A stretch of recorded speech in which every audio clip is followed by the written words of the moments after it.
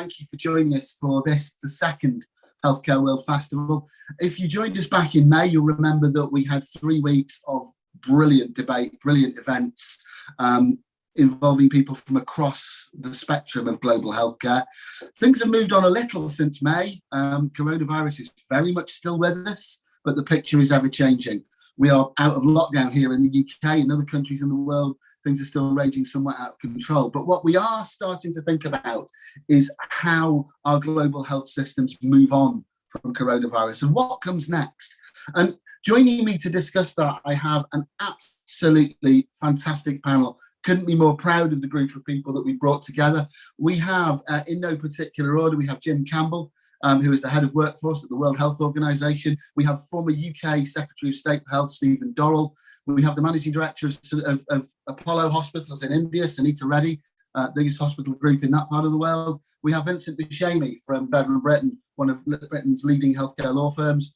Nick Crisp from the Department of Health in South Africa, and Ben Furno, who is a senior director of Cigna, major insurer in the Middle East. In short, we have a truly global group of individuals to discuss this topic today. A group that we could never have got together physically in the same room. That's the wonder of being able to do these things virtually. So without further ado, I'm going to get on to our first question. And to each of the panelists, I'll come to you in turn and give you an opportunity to answer this one. The first question is, the pandemic has been with us for some time now. Obviously, it has enormously changed the way in which we think about healthcare and the way in which we deliver healthcare. So how has it changed things, and how is it going to affect the way we do healthcare in the future going forward? And Stephen Dorrell, if I can come to you first. Well, thank you very much, Steve, and thank you for the invitation to take part in this event. Start with the most obvious. During the pandemic, it's obviously been necessary for healthcare to create new models of delivering care that avoid, where it can be avoided, the need for face-to-face contact. So we've developed a wide range of new remote delivery mechanisms for healthcare, not simply Zoom calls like this, but in methods of remote diagnosis, and there's been a great development of telehealth. And so all of those technologies have taken a huge step forward. That doesn't mean that everything that's been done during the pandemic is the best possible way of doing it. And clearly, as face-to-face contact is resumed, there will need to be a new balance between digitally delivered and digitally enhanced and enabled healthcare and more traditional face-to-face contact. But the pandemic has undoubtedly, in my view, given a huge push in the direction of remote healthcare, remote delivery of healthcare, and that's opened the door to a wide range of things we'll no doubt talk about in the course of this session, that begin by thinking about healthcare as something that doesn't necessarily require two individuals, a health professional and a patient, to be in the same room or even in the same country. Thanks, Stephen. Nick, I wonder if I could come to you next on that one, because obviously in South Africa, you've had a very different experience of the coronavirus to that we've had in other parts of the world. How has the virus affected and changed the way in which you'll be delivering healthcare in South Africa in the future? Thanks very much. And also thanks to you for inviting me to be part of this panel as well. Nice to share some ideas. So I think other than agreeing with Stephen that there's certainly a different way of doing things using digital technologies, which we didn't really take advantage of before, what it has done is it's reminded us that prevention is better than cure, and that the rollout of vaccines and the way we structure our programs around preventive programs is really important. For us in South Africa, we have a dichotomous health service with very different public and private sectors, with a very big private sector with huge capacity. And we have learned to work together way better than we've ever worked before.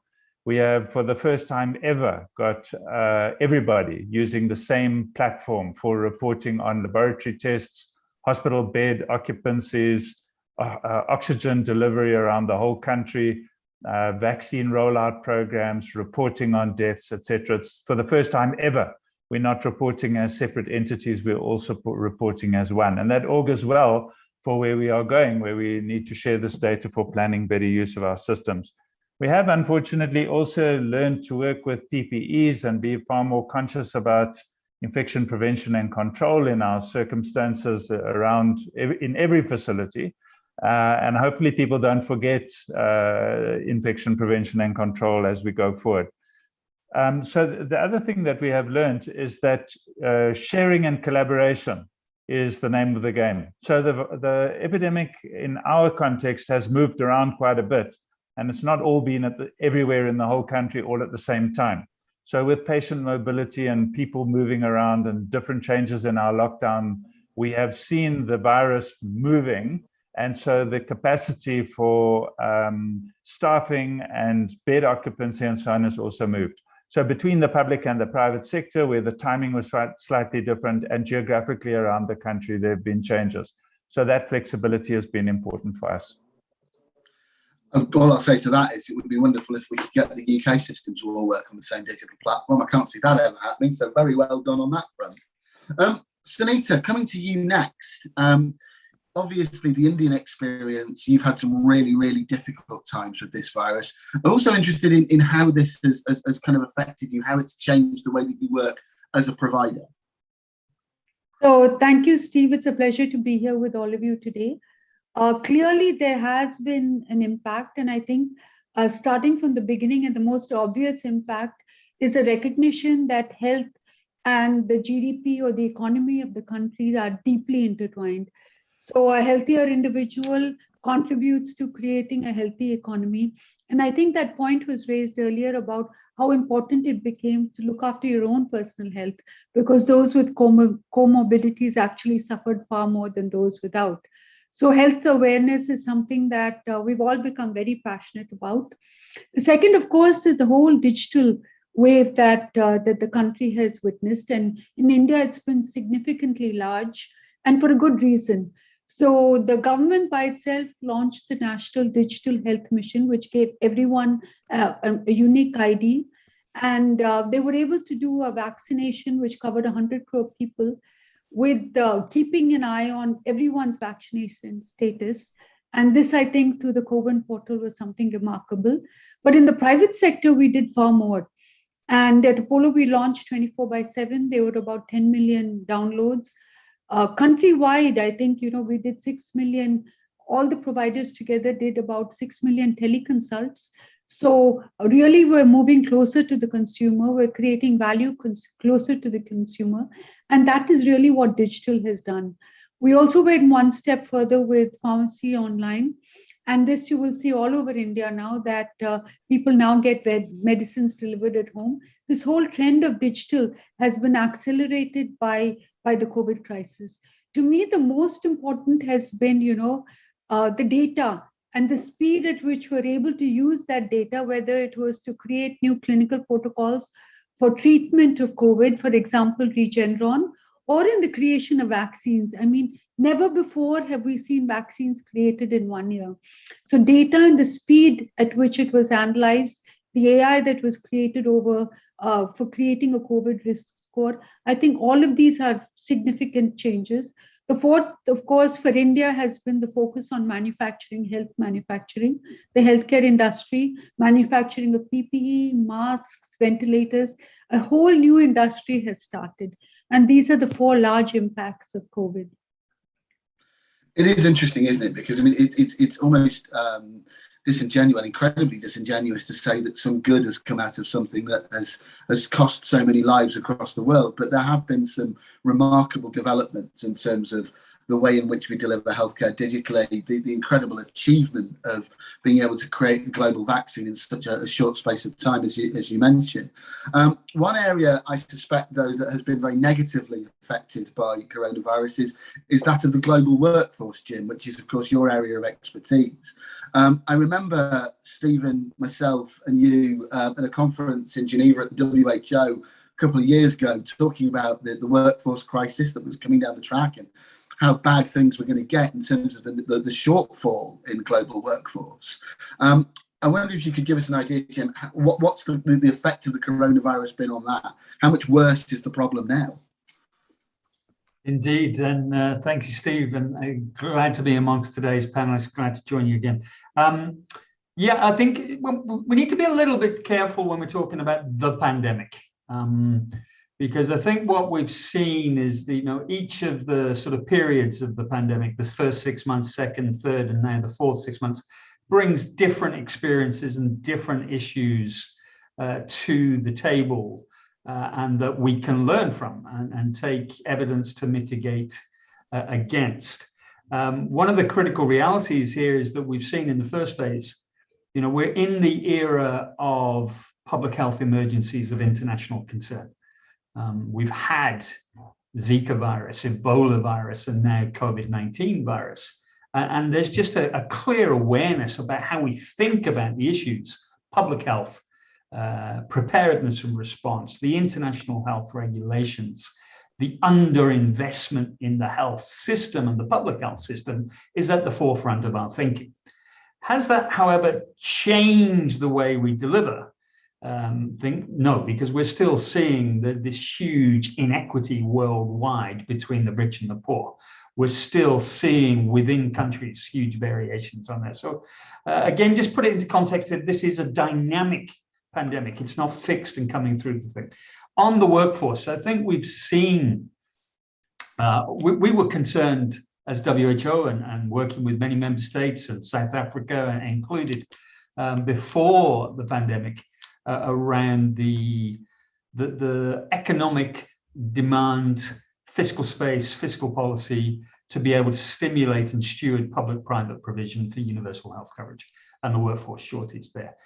We've seen, once the pandemic hit, it's like flying budget airlines. If you sell it cheap, maximum occupancy, as soon as that airline is under a little bit of stress, a flight is delayed, something goes wrong, your system starts to collapse. That's what has happened.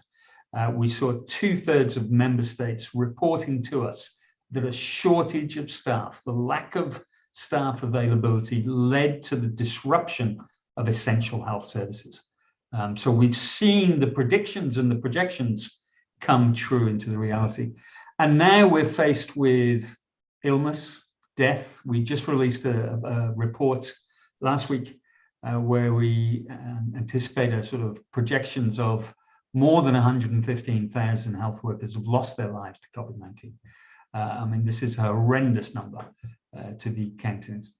Then the intention to leave, burnout, stress is reducing the workforce even further. And now we add the world's largest ever vaccine campaign to the challenge. Manage the pandemic, maintain essential health services, roll out a vaccine worldwide. And the task in India alone is phenomenal. And that's going to need several million people working full-time for the next 12 months to even give us the opportunity to do that. Where do those workers come from? So the workforce crisis is as bad today as we anticipated 5 years ago and 20 years ago. That sounds a pretty bleak picture. The question, I suppose, is what could we do to kind of mitigate that situation? And that's probably something that we'll come back to a little bit later in the debate. Moving gears slightly, I want to come to Ben on this one, because the majority of the world, or a lot of certainly the more wealthy nations of the world, are dependent on insurance systems in order to deliver their healthcare. Ben, coming from the insurance sector, how has the pandemic? I mean, firstly, how did you react to this as insurers? How did you deal with it? And how has it changed the way in which you're going to deliver your services going forward? Great question, and thanks, Steve, for the opportunity to be here with everybody. From an insurance perspective, if we go back to kind of February of 19, looking at it and trying to say, okay, how is this going to impact? As I think everybody that's on this call would have done, and we were projecting at that time, much larger numbers of hospitalizations of our members and workforce. Unknown of how governments were going to interact, how the payer or the private sector versus public was going to be working, and it varied from market to market. that we're in globally. So, we had to evolve. We had to keep our ears close to the ground, as all of us did, and be able to evolve as a business and as part of the overall healthcare system. So it really was an evolution. And when I look at how we went through our planning and then reacting, we'll talk a little bit later about some of the innovation that came as well. But as we did look at the changes, and kind of one of the original questions you asked, really, we could break it into three areas. We really did see that health and wellness came out as being much more important from an employer perspective, from a customer perspective, and we had to be able to react to that. We did have some programs that were in place. We needed to really flex on those. We needed to enhance our offering within that as well. So the customers were more mindful now of health being not just about being able to go to the doctor, but that it is much more of a shift in evolution to being inclusiveness of mental, physical, and overall well-being. Two, from the payer perspective, we were looking at from health insurance packages to offer that peace of mind. And a lot of the employers went from saying and employees going from a nice to have to a must have, and really wanting to dig into understanding that more. And so as that came out, we had to make sure that we always want to make sure it is clear, but we had to continue to make it clear, making sure it's digitally accessible. And that gets into that third space. And we've already spoken about it, and I won't reiterate, but virtual health being extremely important. And we saw such huge numbers of increase in Q2 of 2020, jumping well over over 1,000% when it came to the number of virtual health consultations. But then that dying down, but never getting to where it was pre-pandemic. So that's definitely here to stay in a way that we had to evolve. Thanks, Ben. Coming finally to Vincent, I guess as from a lawyer's point of view, the question is, in some ways, as the sort of private sector and as the kind of business of healthcare starts to recover, that probably indicates that we're moving on beyond the pandemic. From your perspective, Vincent, is the healthcare market starting to move again now? Thank you, Steve, for inviting me to be here today with everyone. To your question, yes, I think so. In fact, from my perspective, throughout the course of the last 19, 20 months, it's been a pretty sustained period of time for providers, operators, investors, and developers really across the whole health ecosystem. They've rallied together and have really risen to a number of challenges, particularly as they pivoted around what their traditional business models were. And everyone's talked about, the going virtual, going digital, but that together with the changing attitudes of patients as consumers of clinical services, and the way in which the patients embraced digital tools and online resources for accessing health and well-being needs, has enabled a number of traditional operators to adopt different and new business models that included virtual services to meet that demand. But many have gone further now, and we heard earlier about adopting AI. But I've got a number of clients who have adopted the use of AI to reduce costs and further improve patient experience, whilst also expanding the portfolio of services that they offer into different market verticals that complement their principal offerings. So, we're seeing home care providers expanding into e-pharmacy provision to enable them to offer their customers something different. Similarly, what we're also seeing now is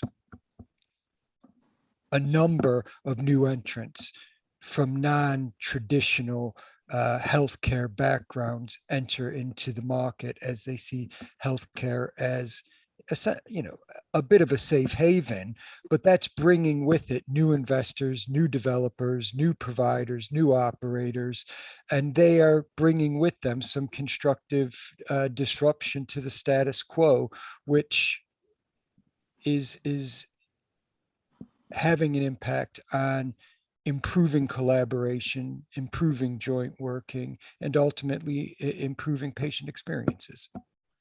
So that's a really interesting one, Vincent, because I think what you're talking about there, or some of what you're talking about there, is about changing the ways in which we pay for healthcare and the way in which people get involved in the healthcare market.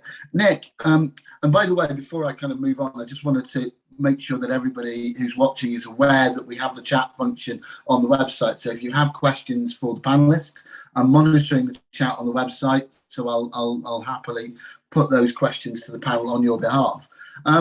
That question then about changing the business model of healthcare, I think it's probably quite a relevant one for you, isn't it, Nick? Because at the moment you're involved in changing the way in which healthcare is paid for in South Africa. Do you want to speak to that point a little bit? Yeah, thanks very much. So we're embarking on a particular way of implementing universal health coverage. We have a very, very divergent set of service delivery models in our country. About 50% of what we spent is spent on the public sector, which comprises 85% of beneficiaries. And the other 50%, more or less, is spent on the remaining 15% of the beneficiaries. So the entire infrastructure, personnel, medicine, services, everything is highly distorted to a small percentage of the population, some of whom have now lost their jobs due to COVID and have moved into the public sector environment. So the pressure has moved into the public sector even more than ever before. And it's been primarily the public sector that has carried the can for a lot of what's been going on in COVID. Not to say private sector hasn't cooperated, they have. And we have had some very interesting service delivery changes. But we are moving towards a national health insurance where the intention is to systematically move the money out of the public service into a single payer fund and to do the same over time with the money that is currently voluntarily spent in the private sector. Now, that will take time and it will take quite a lot of changes, and there will be people who will fight about it. But the intention is that we will have this predominantly single payer model, not dissimilar to how your National Health Service started in the UK. And we will have a combined public and private provider where the purchase of provider splits is quite clear. And where the fund is going to buy from both public and private providers. That has actually started during COVID. And we have seen the purchasing of some healthcare from one sector to the other, depending on the geography and the demand. What's really important is the way that we share the data so that we make sure we get more equity in the delivery of healthcare. And that's why this has been an exciting time for us. And to quote one of your former famous prime ministers, we should not let a good crisis go to waste. Thanks. Great stuff. Thanks for that one, Nick. Jim, I want to come to you on this question around payers, because one of the consequences of the pandemic, of course, has been that there's been a reduction in the amount of money that's coming from wealthier nations in order to pay for basic healthcare in some of the poorer nations in the world. From a WHO perspective, how worried about that are you? Indeed, I think there's very strong evidence now available. We've had the autumn meetings of the IMF and the World Bank just passed in October. Colleagues working here in WHO with the World Bank staff published a paper looking at the fiscal space in more than 50 countries. We're anticipating that the impact of the pandemic on GDP, on economic productivity, is going to reduce the fiscal space for expenditures on health. Those 52 countries are also home to where we're the furthest behind on progress for universal health coverage, the furthest behind on child illness indicators and mortality, on maternal mortality, on communicable disease. And so very concerning, therefore, that the country, exactly the same countries that we're looking to expand investments in health, education, social protection, to have an equitable impact of COVID-19 recovery, are the same ones where there may be restrictions on domestic expenditure. And so we have to look at the role of solidarity, global solidarity, the role of international financing institutions to be very much catalytic, and the role of ODA.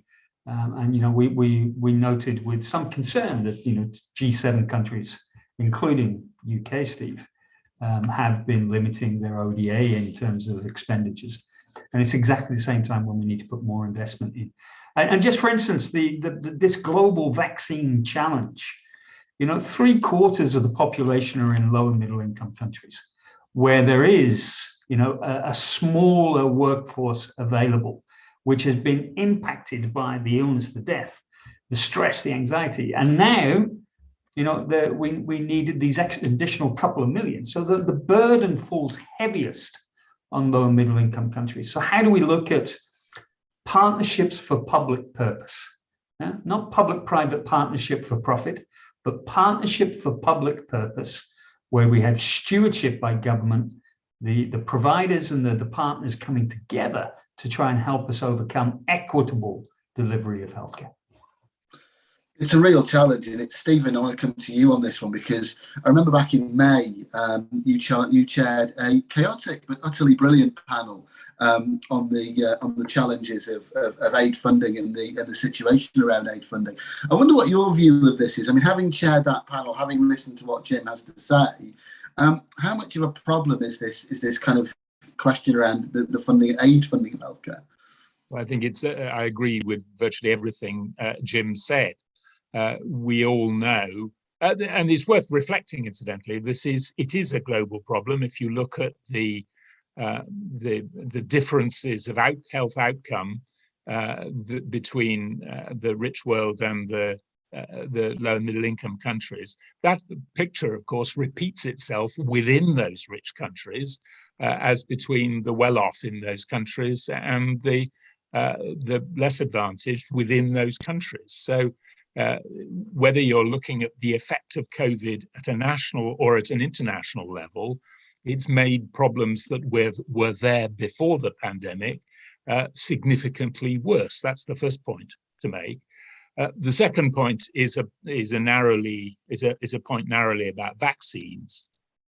That it's less in the headlines than it was a few months ago, but the debate about how much vaccine is made available to low and middle income countries is actually a debate about public health in the rich world, because there is no health security for any country in the world until there is health security and an effective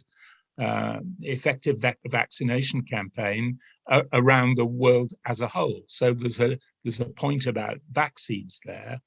And then, as Jim was saying, there's the third point about the impact on health programs in general and the vaccine program in particular, the impact on those programs of reductions in ODA that have been announced both by the UK government and by other governments around the world.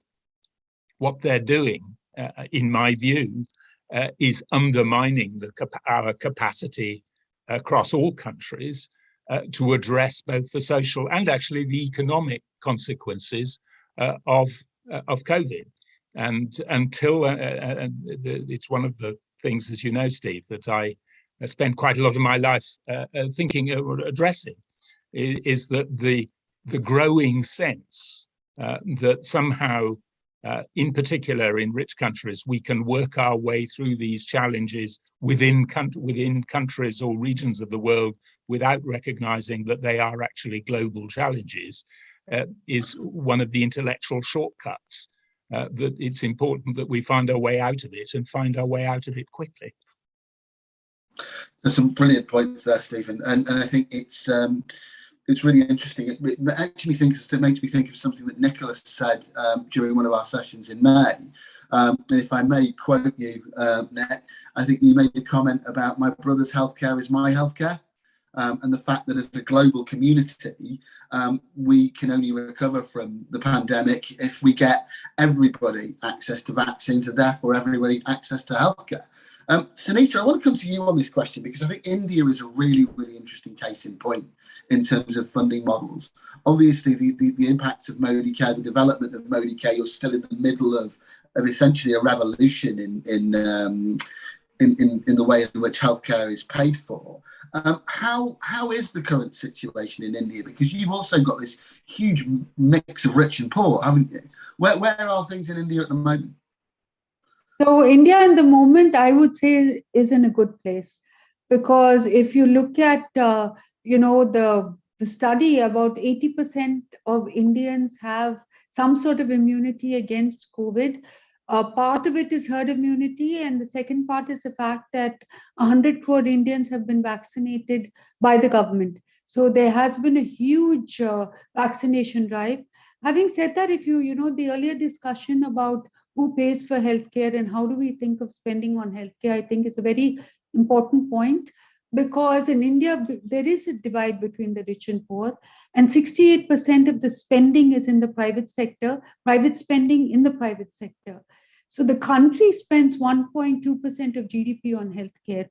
And I think this is the one big thing that COVID did, is to bring out the importance of spending on healthcare.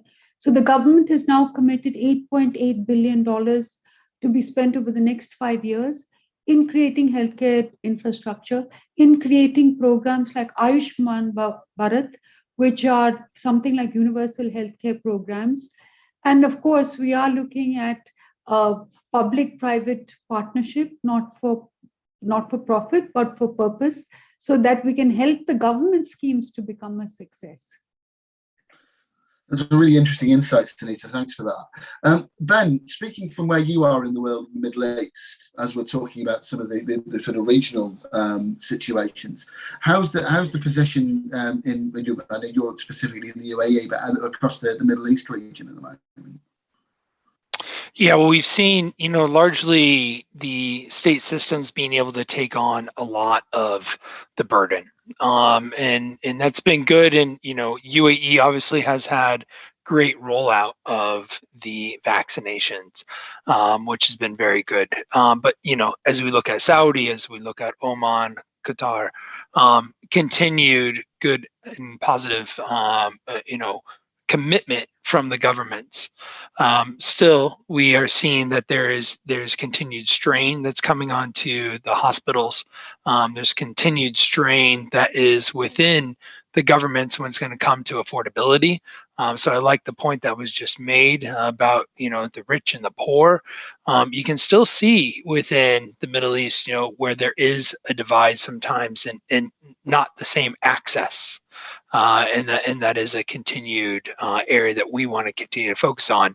That is on the public side. On the private side, we do see affordability as the number one issue. And this then connects into our overall health value chain and making sure that we're able to keep the cost of healthcare at a reasonable level, and that's not beating inflation by 2 times that we're seeing sometimes for some areas in, let's say, pharmaceuticals and some devices. So a continued area of focus that we think governments need to take to make sure that healthcare remains affordable for them during the pandemic and beyond. Sunita, you want to come in on this point? I think this question of affordability is extremely important.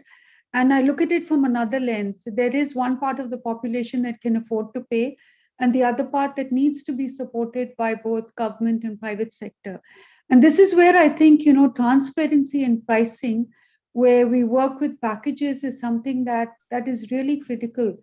Because what has happened is that over the years, people have started to lose trust in the private sector, and this should not happen. And I think this issue about transparency in everything that we do is something that is critical. No, thanks, Anita. I think it's a really interesting point. Vincent, I want to bring you in on a slightly different point, because we're talking about delivery of healthcare. We're talking about access to healthcare. One of the points which I know is an area of particular expertise and particular knowledge of yours is that of social care. Do you think there's enough emphasis being made on that side, on elderly care, on care for the vulnerable, in terms of where we are in delivery post coronavirus? Thank you, Steve. No, I don't really feel that it's social care has moved sufficiently far up the agenda. In the UK, of course, we've had a long history of attempts at reforming social care and health, care in people's own homes outside of hospitals. But it's still considered in many respects separate to the NHS and separate to the health system. And what we don't have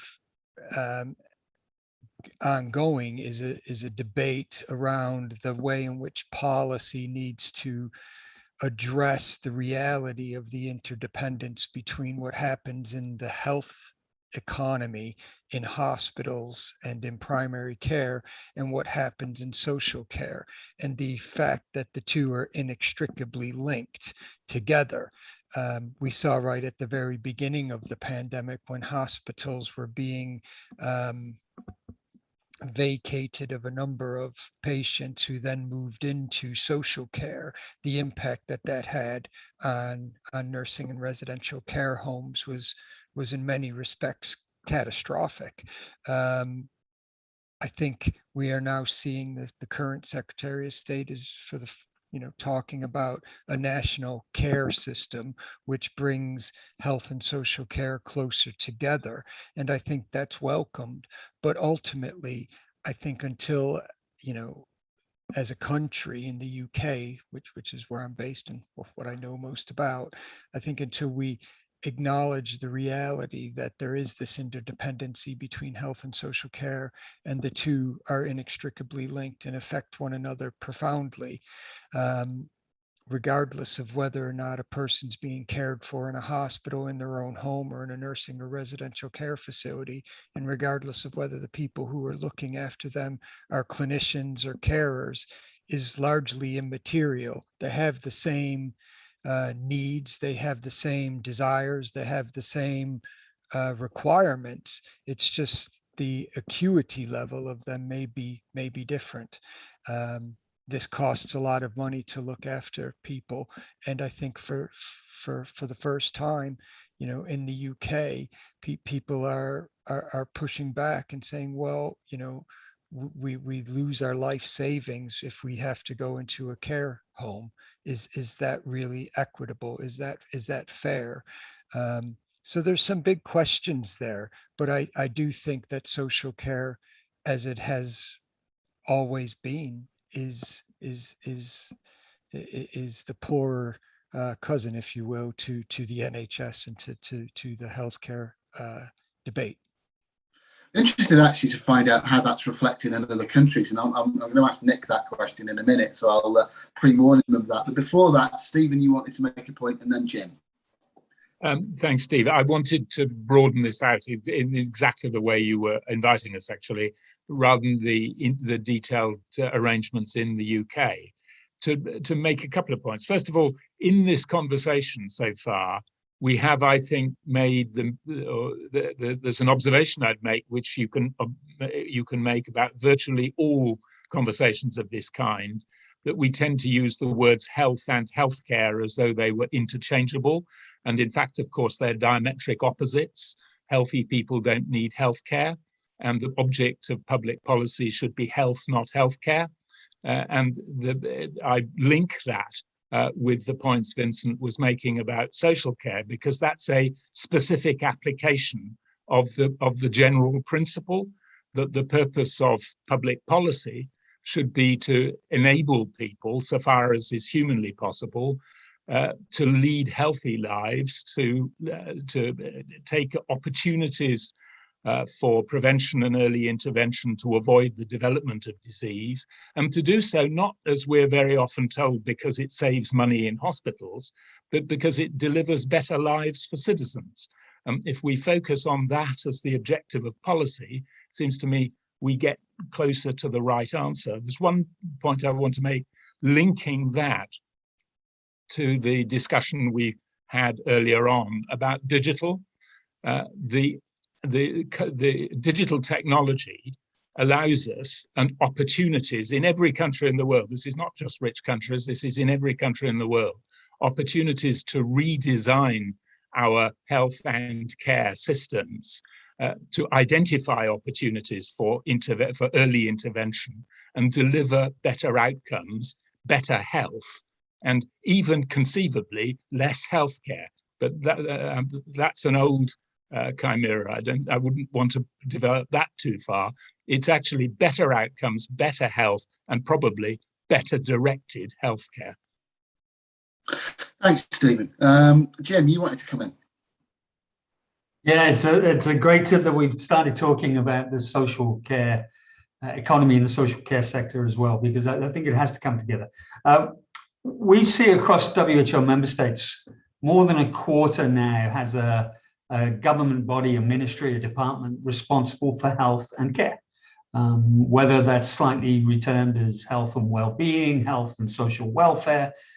So there's more and more countries looking at how do they manage and coordinate the system for health and well-being, and absolutely agree with what Stephen was saying. How do we transition into thinking about how do we lead healthy lives rather than how do we fund health services? The next element of that as well is that this is an economic issue.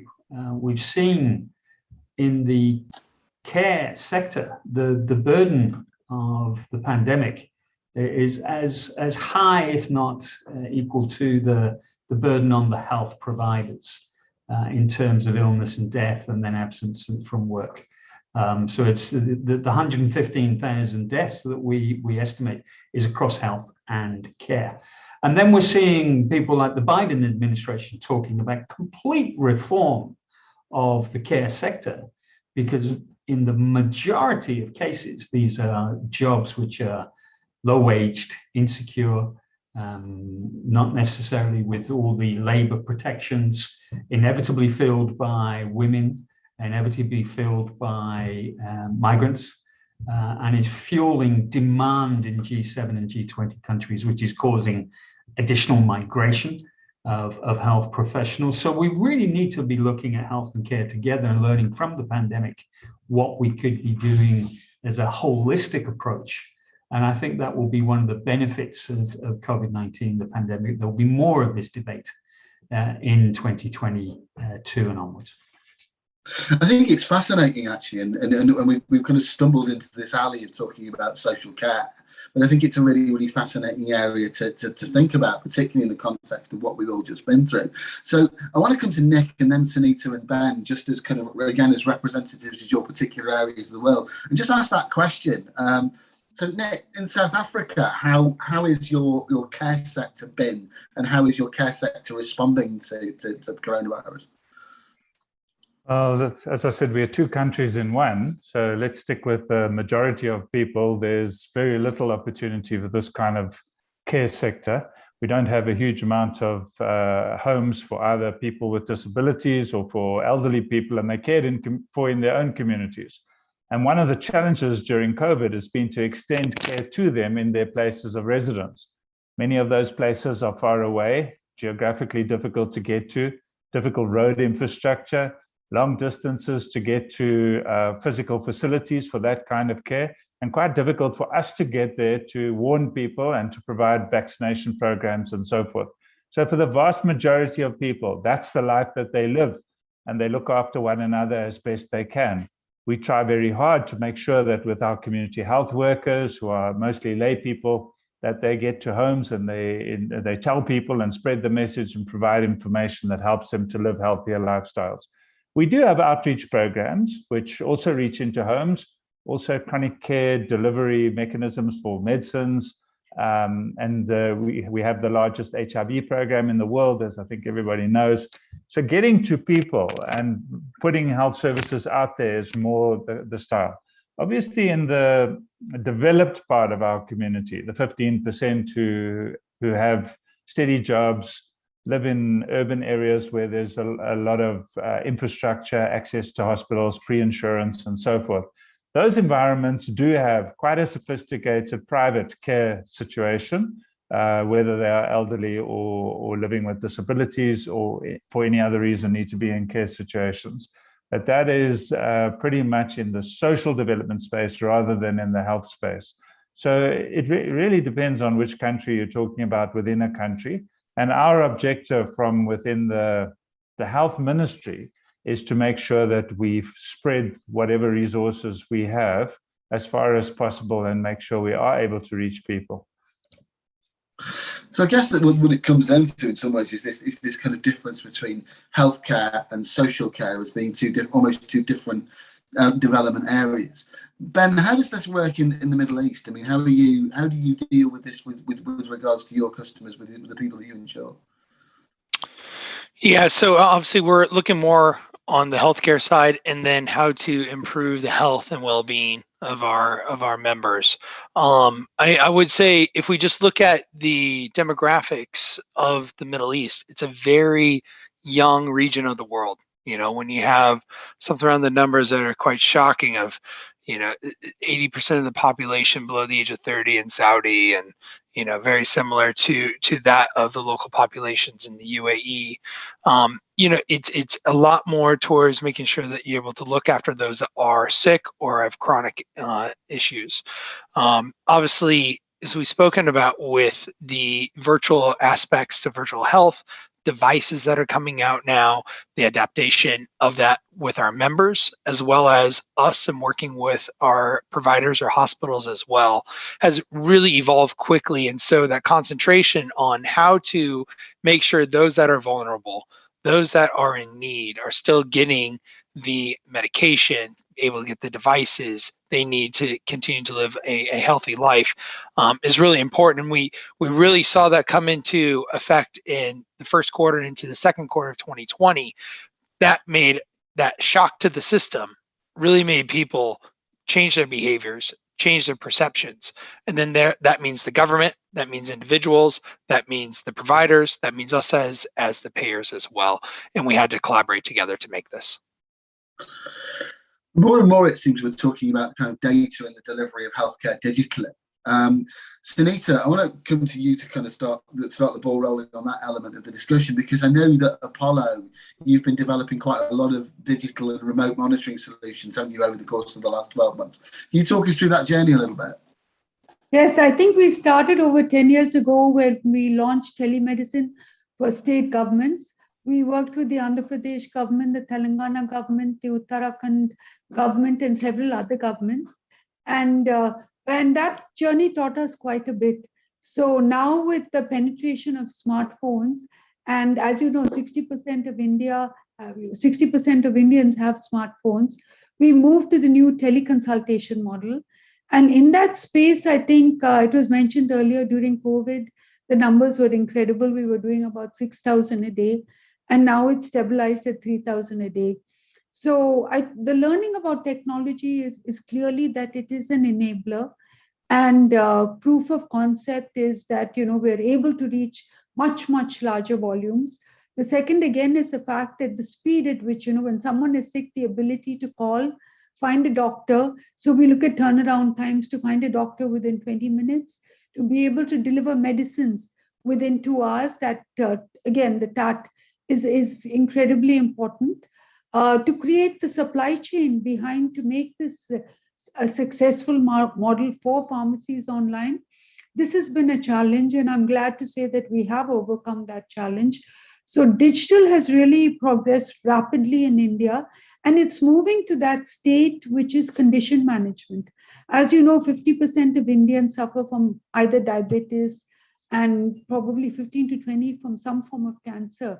So condition management, including cardiac condition management, is something that we look at as the next frontier, that we will be deeply in that space.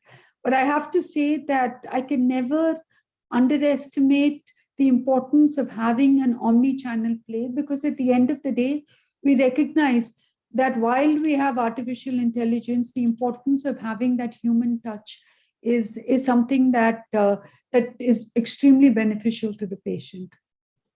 How much of this is particularly important in a country like India? I mean, for anybody who's never been to India, I don't think you necessarily understand the sheer scale of the place. You know, it's such a huge country divided. I mean, often talk about the idea that if you're going to do business in India, you always need to think of it as a group of states rather than a single country. And that sheer size and geography, how much does that make the delivery of healthcare remotely massively important because you have such a large geography to cover? I have to say it's a challenge. And if you look at all the business models, they are focused on the cities. So, but 5 years ago, we took up this challenge in Apollo and we said we need to move into tier 2 and tier 3 and serve those populations, because the importance of healthcare is that it is local at a certain level. And while you have these centers where you have telemedicine and you can do teleconsults, eventually, and COVID proved this, that healthcare has to be delivered at a very local level. And therefore, the government investment, co-investment with the private sector, the government encouraging the private sector to invest into infrastructure in tier 2 and the smaller cities is something that is really gaining ground and a lot of importance. That's really helpful, Sunita. Vincent, you wanted to come in on this one. Yeah, thanks, Steve. I mean, the point I was wanting to make was around ultimately the way healthcare systems have evolved over the past 2 years as a consequence of the pandemic has been interesting. And from my perspective, with clients who come from abroad or exporting goods and services abroad, a theme that emerges from discussions with them is the need for healthcare systems to sort of embrace the reality that the development of new models need to bring the patients, the providers, and the payers closer together, because ultimately governments will not be able to afford all the costs of care, and at a time when many of them have seen, their economies, obliterated, they're looking to sort of counterintuitively limit or control rising costs in care. So that's required the different sectors within health and care to think differently about what they do and how they do it. And of course, we've talked about digital platforms and going virtual, but what a lot of providers and investors are now talking about is the whole concept of the digital ecosystem and the way in which that can help make a difference in terms of providing what many operators are already trying to do, albeit in traditional infrastructure settings. So bringing more digitization and more digital and virtual into it, but ultimately ensuring that they have the right people, either patients or clinicians, in the right place at the right time and delivering the right care. That becomes a huge challenge. And so the whole concept of this digital ecosystem that includes a combination of the traditional infrastructure, bricks and mortar, hospital type provision that we all know, alongside those sort of without walls type digital providers where data and information is shared seamlessly, seems is the goal of the digital ecosystems. And I think that plays out not only in wealthy countries but in the low and middle income countries as well, because it enables you to harness what you've already got with what patients are clamoring for more of, which is more cost effective, easier to access health and care services. I think there's a really interesting point, actually, which I want to lead on to here around the point of delivery of healthcare, and the fact that digital healthcare, the coronavirus pandemic, has almost led us towards a situation where the point of delivery of healthcare is not purely infrastructure. Infrastructure is not the first port of call for the delivery of healthcare, and actually more healthcare can be delivered remotely and delivered in the home. Ben, you wanted to make a comment. Yeah, I think Vincent made some really good points there. And as we start to speak about data and digital ecosystems, what we've really seen, and before the pandemic started, obviously the importance of data, but making sure we're collecting the right data, formatting it correctly. Governments as well, but as we've been doing this, able to understand what's the cost per episode, and it's going to change from hospital to hospital, whether it's going to be a private or a public hospital.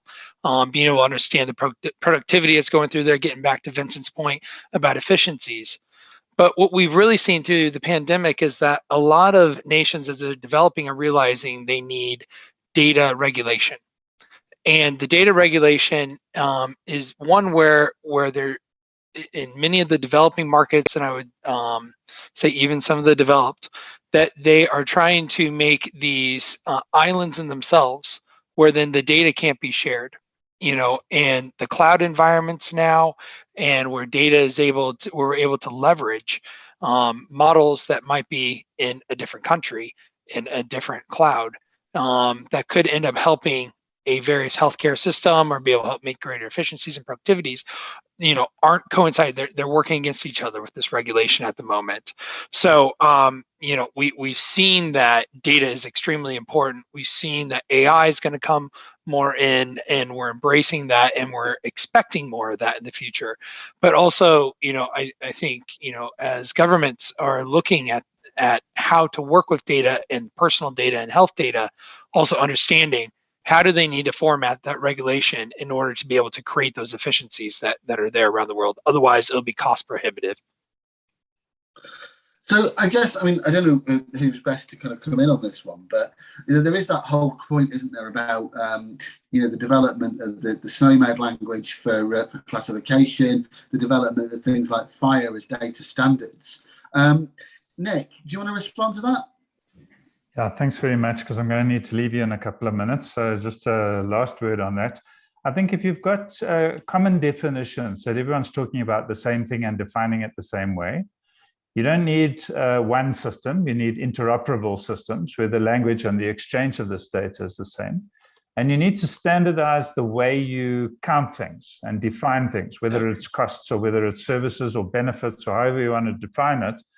So you need to make sure that the way in which the coding works for everybody in the same way. And that's why working with global coding systems and having real interoperable systems is so important. Then it's possible to get all of this into big data lakes, to protect it with some of the new technologies that are available, especially when it's private patient data. You can make your patient records portable because they are, if you have one defining number and you're using an interoperable system, you can pick the record up in another place when you refer the patients. And it becomes much better for the patient because you're not duplicating laboratory tests, you're not duplicating x-rays, you are getting a continuum of the history of the patient so that the subsequent clinician knows what's been going on. And that's the trick. It doesn't matter whether you're in the private or the public sector or in a different level of the sophistication of the system. We all need to be able to focus on the patient and the patient's record and design our systems to enable us to do that. On that, I'm afraid I'm going to need to leave you and enjoy the rest of the discussion. Thank you very much. Thanks very much for participating. It's been great to have you along. Sunita, how are you, dealing with this situation in terms of being able to make your systems interoperable, in terms of being able to deal with data in the way that you need to? So we've been working at this for a long time, and I think it's a decade of work. But we've been fortunate that we've had some success. In fact, we've worked with companies like Microsoft, using their skills and our data. We even developed something called a cardiac risk score, and we did something like the Framingham risk assessment, where we could make out if a person was about to have a cardiac event, and that was a useful learning for Apollo. But at a national level, I think a lot has been done. In India, they've created the National Digital Health Mission, and in this mission, I think the challenge here is, again, the taxonomy. How do you take different people's data and the way they code it and they interpret it and bring it on to a unified healthcare system? This still remains a challenge. And I suppose that the journey has begun. Let me say that the journey has begun. It will probably take us the next 2 to 3 years before, we can say that something significant has emerged from this journey. I think it's a really interesting and a great a great phrase that I may have to steal, actually, that the journey has begun. We're nowhere near the conclusion of that journey in terms of the digitisation of healthcare. And if I can get a little plug in for tomorrow's session, that's what we're going to be talking about at the Healthcare World Festival tomorrow, is actually where we are in that journey towards a fully digitally enabled, or the ability to create a fully digitally enabled healthcare system. Jim, I want to come to you on this point about digitisation, because clearly your area of expertise, the question around global workforce, the question around the ability to actually deliver universal healthcare coverage with the people that we have and the people that we will have in the future, how much is the development of digital healthcare going to help us to mitigate the fact that we won't have enough people? Is it the solution, or is it just part of the solution? Part of the solution would be the simple answer. If we look at the pandemic, has really demonstrated worldwide the digital inequities that exist. Disruption to health professional education around the world, whether medicine, pharmacy, nursing, happened as we saw the lockdown. And again, we saw countries that can afford it quickly providing opportunities for digital engagement, digital instruction. We saw the same in high school education. So there is a gap in that, and there's a gap in terms of the ability. What we are seeing, though, is regulators have made the whole use of digital tools a lot easier, whether that's for consultations, whether that's for recognition of learning to come forward. So I think we're going to see a real shift here. What we're looking at is elements twofold. One is informal learning, which we're seeing. I mean, for instance, the WHO posted learning materials for the COVID-19 pandemic, and we had over 5 million people subscribe and start to interact with those. But it's an informal learning mechanism. But then the formal learning, where you're looking for a credential, whether you're looking for a recognition, I think we'll see a major shift in that direction. We're working with UNESCO to look at how we introduce an international standard for credentialing in health, and getting then the public sector, the private sector, universities, and everyone involved in the lifelong learning to actually say, okay, we're going to raise our standards around a standard for digital credentials, just like we have standards for patient records, so that we all up our game to say, okay, a credential here is the same value as a credential there. And that then will mean that we put better competencies in the hands of the health workers, which hopefully makes them more productive, more efficient, more effective, offsetting the economic demand crisis that we're seeing in low and middle income countries. And OECD countries, the economic, we've seen, we've seen governments who had underspent in health and social care suddenly magicking money out of treasury to put into the pandemic, and they will continue to do that. And economic demand will be there for more education, more employment, more jobs. But we're really concerned, as I said earlier, about these 50 plus countries where fiscal space and economic demand is not going to exist. And we're, you can go to many countries in sub-Saharan Africa today where there are unemployed health workers, even in this period of the pandemic, unemployed doctors, unemployed nurses, because there are no jobs being created by the public sector or the private sector to actually stimulate and utilize their skills.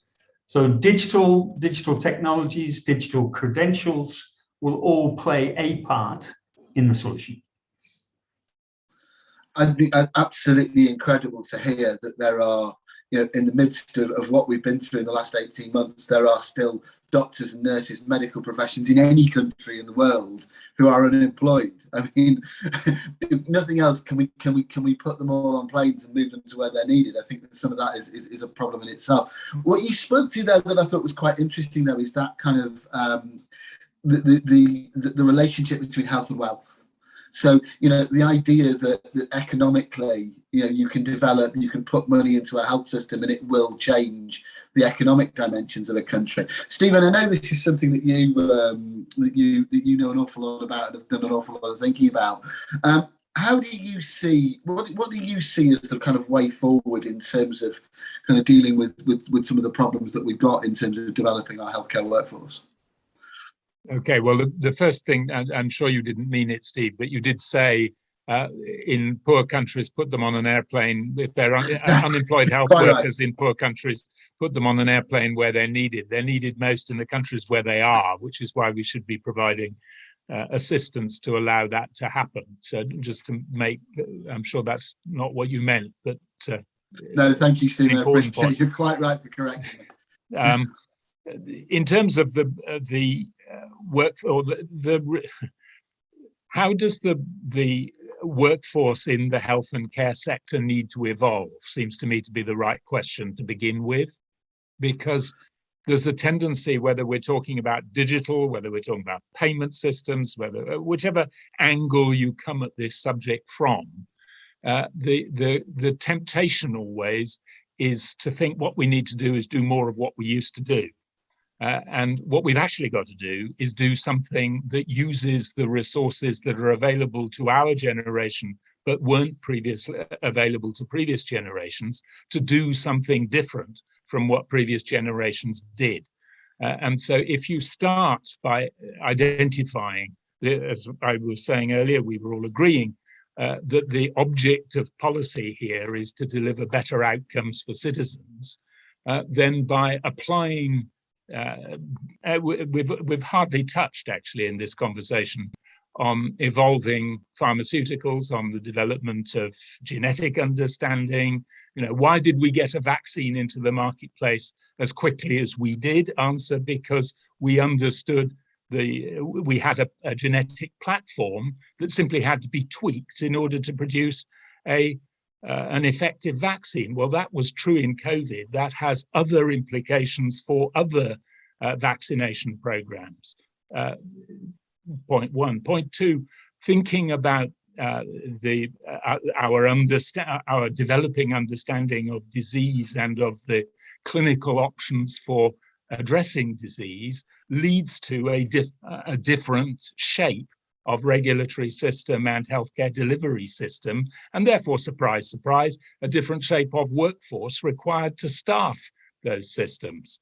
And it's and that's why I despair. I've been in this game long enough to not to be subject to despair, but it's depressing when you hear people, and nobody on this call, but you hear people saying, what we need is so many more oncologists, so many more surgeons, so many more dentists, and so forth. What we actually need is to think about what will the health and care system need to look like to take full advantage of the technical opportunities available to us over the next decade. What will the skills be required? What will the infrastructure need to be? And how do we build that healthcare system of the future? Too often, we start with what we've got and we want to do more of it, rather than starting with where we need to be and asking ourselves how we migrate from where we are to where we need to be. I think there's a number of really, really good points in what you've said there, Stephen. I think some of this is about deployment, and actually my slight faux pas there came on two fronts, really. One is the fact that Jim's point around governments were able to find money during the pandemic when previously they were saying they hadn't got any. There is that point around those clinicians that are out of work in some of those poorer countries, and essentially the money needs to be found to employ them because the need is clearly there for them. I think the second point that you raise, and it's a really, really good one, is that rather than thinking about how many more people we need, how much more money we need, how much more of this, that, and the other we need, it's a question of we have the resources, how do we deploy them better? How much of that rings true with you, Jim? Very much so. I mean, obviously, at a global normative level, we aggregate numbers, and the problem is by aggregation, it's all too easy to pick one and simplify the arguments. But it absolutely, if you go back to what member states adopted in 2016, and the global strategy on health workforce is exactly what Stephen is proposing. Understand what are your population needs for today and for tomorrow. Optimize your workforce to that. Anticipate your future needs and invest in those competencies, including the role of technology. So Nick's left us. I mean, we've just spent 2.5 years with colleagues in South Africa supporting them on exactly that journey as they've looked at the whole reform necessary with the public provider model and looking at the workforce of the future there. And then what is the fiscal space needed? And none of it is by occupation. It's by the skills, the competencies, the team, the equity, and then matching that to the type of professions and occupations. But that's the last stage. So wholeheartedly, Stephen, there's an excellent point. Denise, I want to come to you on this question around workforce, because clearly as the largest hospital group in India, your workforce is key to what you're doing. How are you, what is your situation in terms of the talent that you have available, your requirements? How are you sort of workforce planning the future for your organisation? So we already have set up 13 colleges of nursing. We have the largest DNB program in India. The family has a trust that runs our undergraduate medical college doctors program. So I think we have a pipeline of talent ready within the system. But beyond that, we work with state governments. We have a company called MedSkills that upgrades, that works with skilling the workforce.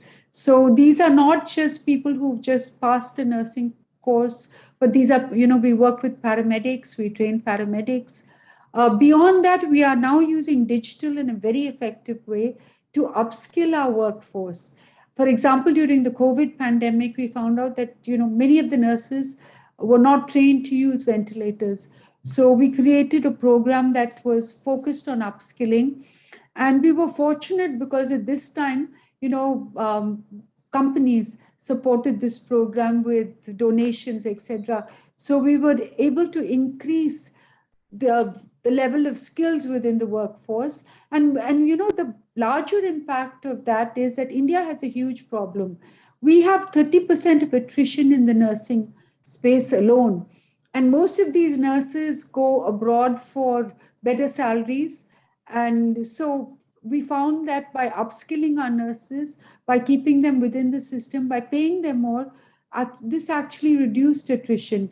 So I think this is the way Apollo handled it. And I believe that governments across India in different states are looking at the same methodology to make sure that their nurses and doctors are trained and prepared for the future.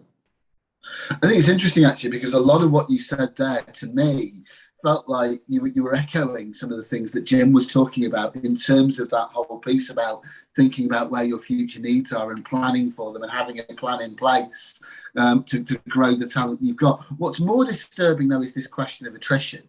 And I think there is a historical problem, is there not, in India and in other countries around that region of healthcare workers leaving those countries. Jim, this is something you talked about before. How big a problem is it to the global health workforce to have these countries that are essentially having their talent taken from them? This was 2004, 2006. The world really woke up to this migration crisis and the whole issue of brain drain, as it was discussed then, and the issues of compensation.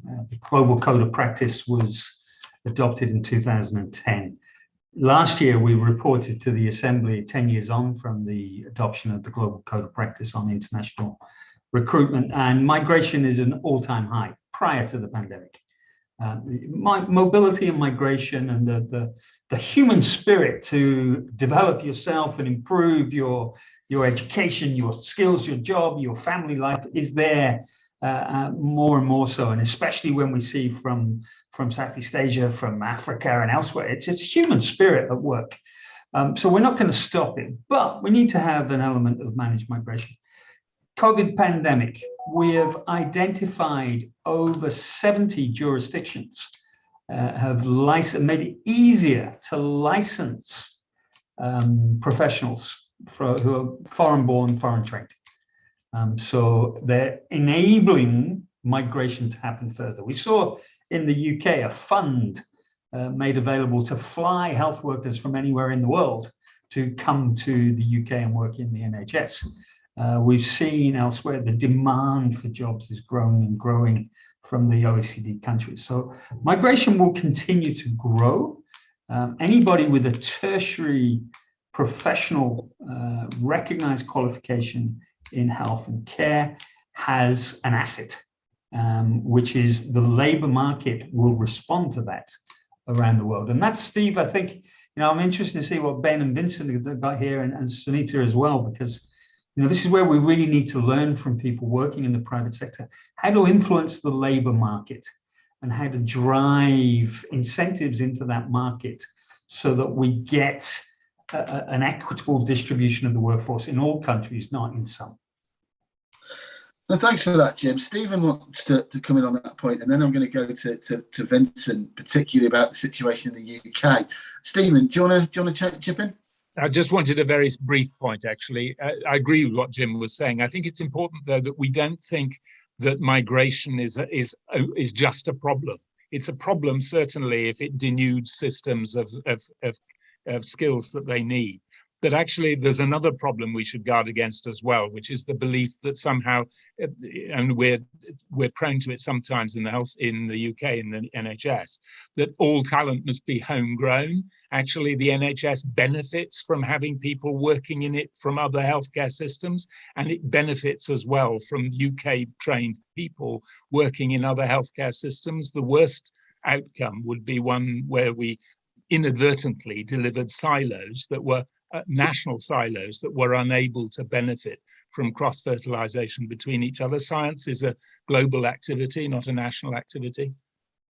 That's a very good point. And actually, from the UK point of view, and Vincent, I'll come to you on this point, do we not almost have the opposite problem at the moment, in the respect that because of Brexit, because of the current state of the UK's policies, we have a situation where we've got a problem in terms of the number of migrant workers that we can actually bring in?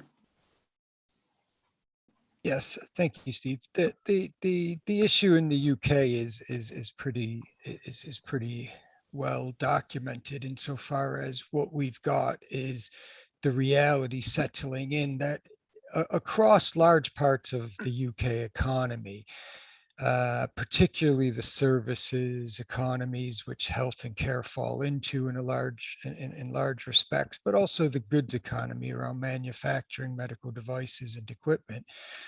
Large numbers of the people who were working in those fields were not British citizens. They came from all over the world. You may notice from my accent, I'm not British. I came from the United States, and I've worked for 30 years in health and care in the UK. And there's many people like me, more on the coalface, shall we say, who are no longer here. I mean, we lost a lot of people because of Brexit. Our supply chain has been impacted significantly by that, and the question is, well, how do we encourage people to come back? And when we're seeing the government start to address that with certain visas for certain categories of workers, but that's tip of the iceberg type of things. When you start to scratch beneath the surface and you look at what's just around the corner, take something as like GPs. Primary care is the front door to the entire UK health system. It's been that way for many, many years. There's, the statistics are startling in terms of the number of GPs who are going to retire in the next few years versus the number of GPs in training. Will be a catastrophic loss to primary care. So how do you replace that? On top of that, we also have a number of other factors that are really causing a great deal of concern. You mentioned earlier we work with a lot of social care providers. Well, many of my social care clients and social care operators up and down the country are absolutely paranoid to see what will happen when the mandatory no jab, no job policy comes into effect. And there's talk of 50 to 70,000 vacancies occurring nationally because of that. Where do you fill? How do you go about filling that gap, which will be created? And then similarly, looking at if that policy then works its way into the NHS, which would cause even greater numbers of staff attrition leaving. And so these big questions, I think, and I feel very strongly, cannot be filled simply by looking abroad and saying, well, actually, to your point, and forgive me, we can't just fly everybody in because we've created a problem for ourselves over decades. And now we have this problem, and we're going to bring in all of these health workers and all of these clinicians from overseas. If anything, the pandemic has showed us that there is an interconnectedness, an interdependency between countries. And we touched on this earlier. We need care workers and clinicians in the right place at the right time to look after people who need their services. And whilst we have to act locally in the UK, we need to think globally. And just taking people from overseas, from other jurisdictions, may solve our short-term problem or help to solve a short-term problem, but long-term, it's only creating additional problems for other countries and ultimately for the UK again. Some very, very interesting points there, Vincent. And I think, I want to go to Ben for a final comment on this particular, because Ben, you're sitting in a health economy which is almost entirely reliant on migrant health workers, on health workers coming in from outside. How do you perceive that the Middle East is going to deal with this situation in the long term? Well, you saw very quickly, and I can look at it from a UAE lens, and a few others as well, but you saw very quickly in the pandemic that the visas and the ability to bring in certain employees came very quickly, particularly in the health sector. And this is one where they're going to continue to focus on. It doesn't matter if we're speaking about Saudi or if we're speaking about UAE, Oman. It is very much dependent, and they are going to continue to want to have more people come for the healthcare sector. But if I can even take a step back from there, this is an issue around the entire region, around all industries. Once the pandemic hit, there were so many layoffs, but luckily the economies have popped back much faster than what was anticipated. And now there are extreme amounts of vacancies and just inability to be able to get people in, whether it be within airlines, the service sector, within hotels, for example, in the UAE, you're hearing a lot about this, even within, construction.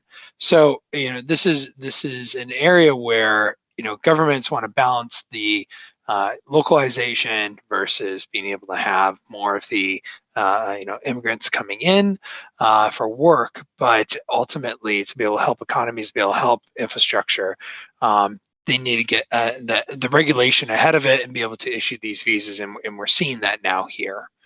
Now, one other last point I would just make from a Cigna perspective, in a survey that we did, is just the importance of addressing stress. And I can't even speak to the stress that many of the people that are listening here and the people who are talking about on the front lines really saw at the forefront of this. But, just even for regular employees that are, working from home, tight spaces, not even having desks, working on their beds, those that are facing ambiguity about the future from the region here. If you don't have a job, you don't have a visa. You don't have a visa, you're going home. There's so much of the stress that is coming out. It's important that we're able to acknowledge that and then be able to support that. And particularly with mental, whether it be mental disease or stress, not being something that you want to talk about, but then it ends up influencing on the workplace as well. So making those environments open and having the right support to be able to help make your employees more productive, present, not having absenteeism, being extremely important.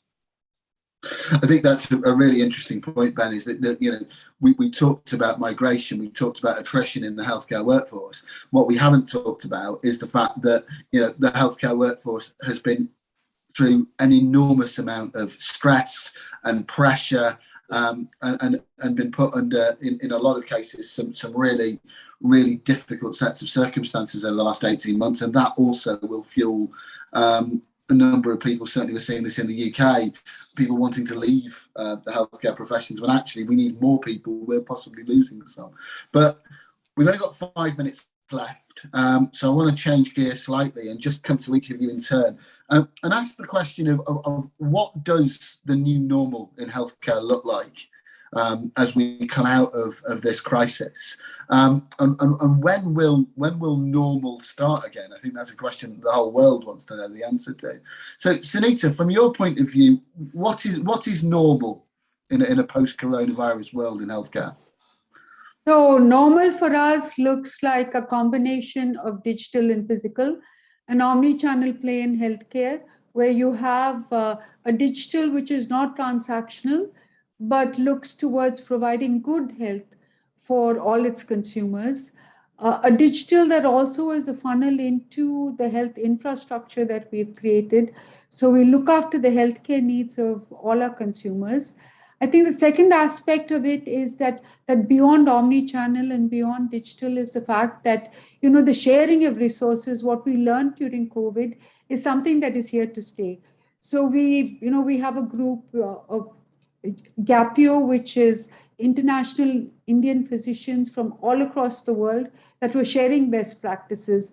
And I think the sharing of best practices is a lesson that we've learned, and something that will continue to help us in our journey in healthcare, so that we have rapid response times, and this really saves. It's the right prescription for the patient at the right time. And having said that, just moving on, I think that the government, more than anything, has now recognized the importance of health. So they have incentivized healthcare infrastructure creation, and they have become extremely supportive. So the new normal is all about health taking front and center stage in the economy as well as in the country. Thanks, Anita. Vincent, what does normal look like for you? Oh, thanks, Steve. So for me, I very much see the future delivery of healthcare being much more patient-centric, where patients are treated as consumers, consumers who are spending more of their wealth or their ability to pay for things on health and wellness. They're demanding more flexible services, more affordable services, essentially demanding, better services.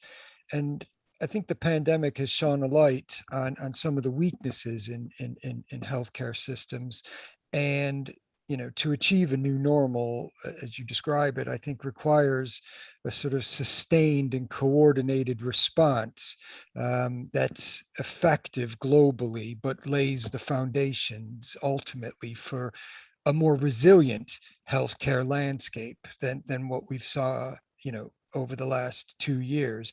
Because, we touched on this even before the pandemic began. Everyone was talking about sort of social, economic, and health inequalities.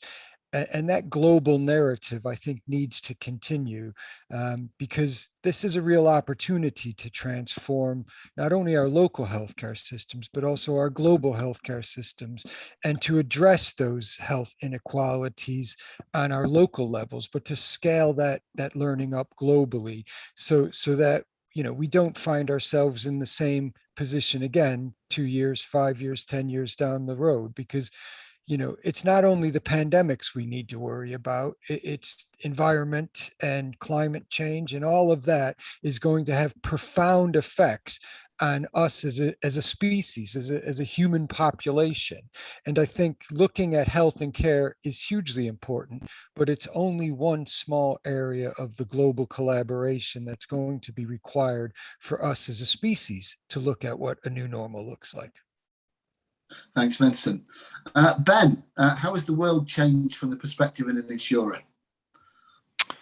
Yeah, from us, you know, we've got to look at the entire picture here. But you know, most definitely, we're seeing that access to healthcare is going to be more and more at the forefront, and that personalization that was mentioned by Vincent will be there.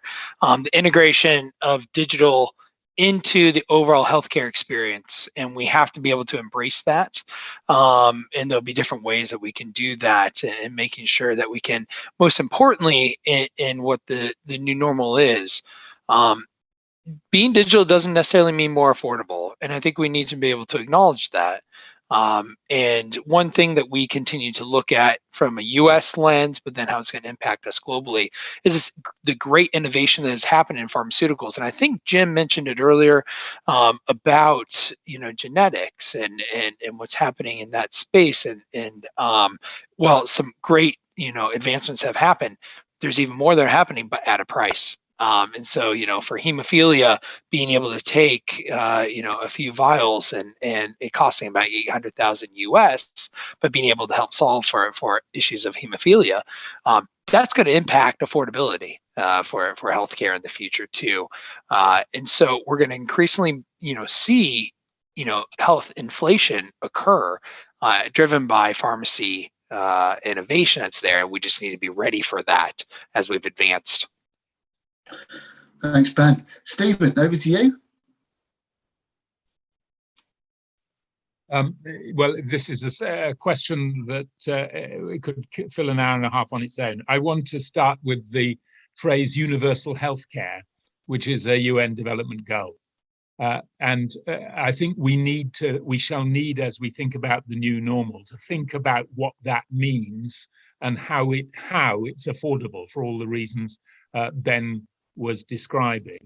The objective, as it was described in the UK, of healthcare available on the need, not ability to pay. But I preferred Sunita's definition, actually, that it's health focused on delivering outcomes for citizens and recognizing that health policy is not just about hospitals and doctors and nurses. It's also about housing. It's about education. It's about social care. It's about all the social determinants, as Michael Marmot describes them, of health outcomes.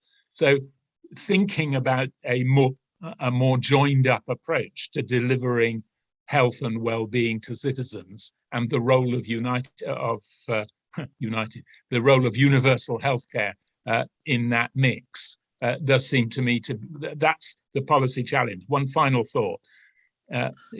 Governments have two major weapons at their disposal. The one everybody always thinks about, which is public expenditure, and the one people think less about, but which is often actually more powerful, which is the ability to set the regulatory framework that allows all agents in the community to contribute to the delivery of a stated social goal.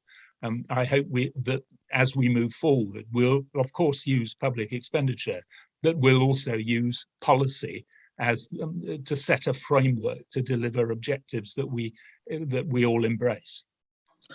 Thank you, Stephen. Really well put. Jim, finally to you. And I guess from your point of view, the new normal has to be somewhat better than the old normal, doesn't it? Hopefully so, Steve. Indeed, I think it became too normal not to invest as much as in prevention, in preparedness, in public health. It became too normal to try and minimize cost rather than invest in a health and care system that's responsive to population needs with a universal health coverage principle. Just as beauty is in the eye of the beholder, I think the new normal will be in the eye of the beholder. I think there's a clear global consensus on the diagnostic this abnormal pandemic, the first in a century to really shock the world, has opened up people's eyes, and the diagnostic seems to be very, very similar. I'm encouraged from a global level, even just recently, the G20's health and finance ministers joint communique, where they're actually understanding that they have to reevaluate the relationship between health, good health, population health, economic development, economic growth, and well-being, and that the G20 health and finance ministers will initiate a task force to look at this work for the future. And I think I'm optimistic that the joint lessons that we've all experienced worldwide will start to inform this much more social spending, social protection ethos. And, you know, Gordon Brown, who I had the pleasure and the privilege to work in his government before joining WHO, really has summed up a lot of where his narrative recently on the opportunity for public-private, G20, G77, all to come together in creating a new normal based on the principle that everyone should have access to healthcare, irrespective of nationality or wealth. And I think that's a great message to end on, Jim. Everyone should have access to healthcare, regardless of where they come from, regardless of what their background is. If the last 18 months has taught us nothing, to borrow again that phrase that Nick came out with, that my brother's healthcare is my healthcare, it's absolutely crucial that everybody in the world gets their vaccine. If anybody out there hasn't had it, I mean, hopefully if you're watching a healthcare conference, you will have had your vaccines and you're not going to be one of those silly people who says no to them. But yeah, crucial that we get access to healthcare for everybody around the world. We're a little bit over time, but I hope you've all been able to stick around for this debate because I think it's been absolutely brilliant. More tomorrow when we start exploring digital healthcare and whether how to digitize your health system. So do we have all the necessary bits and pieces of technology that you can put together to create a digitally enabled health system? That's another one that will no doubt rage through the afternoon. My thanks to an absolutely wonderful global panel, to Nick Crisp from the Department of Health in South Africa, to Ben Ferno from Cigna in the Middle East, to Sunita Reddy from Apollo Hospitals in India, Stephen Dorrell from the UK, Jim Campbell from the World Health Organization, and Vincent Buscemi for Bevan Britain for joining me for an absolutely brilliant session this morning. Hope you've all enjoyed it, and I look forward to seeing you for the next one.